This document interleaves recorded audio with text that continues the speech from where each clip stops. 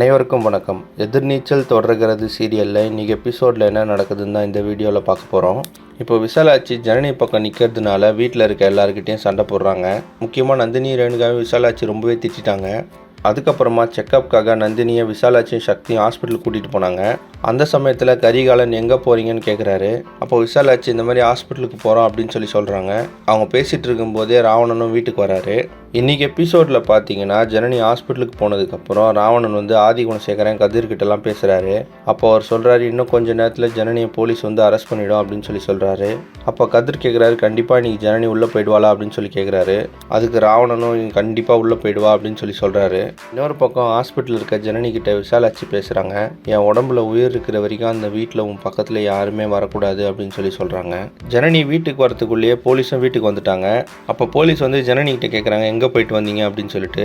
அப்போ ஜனனி, நான் செக்கப்புக்கு தான் போயிட்டு வரேன் அப்படின்னு சொல்கிறாங்க. ஆனால் போலீஸ் அதை நம்பவே இல்லை. ஜனனியை போலீஸ் அரெஸ்ட் பண்ணுவாங்களா இல்லை விசாலாட்சி ஜனனிக்கு ஆதரவாக பேசி அவங்கள அரெஸ்ட் பண்ண விடாமல் பண்ணுவாங்களா அப்படின்றத அடுத்தடுத்த எபிசோடில் பார்த்து தெரிஞ்சுக்கலாம். இந்த மாதிரி எதிர்நீச்சல் தொடர்கிறது சீரியல் அப்டேட்ஸ்க்கு நம்ம சேனலை சப்ஸ்கிரைப் பண்ணுங்கள். ஃப்ரெண்ட்ஸ் அண்ட் ஃபேமிலிக்கு ஷேர் பண்ணுங்கள். நன்றி.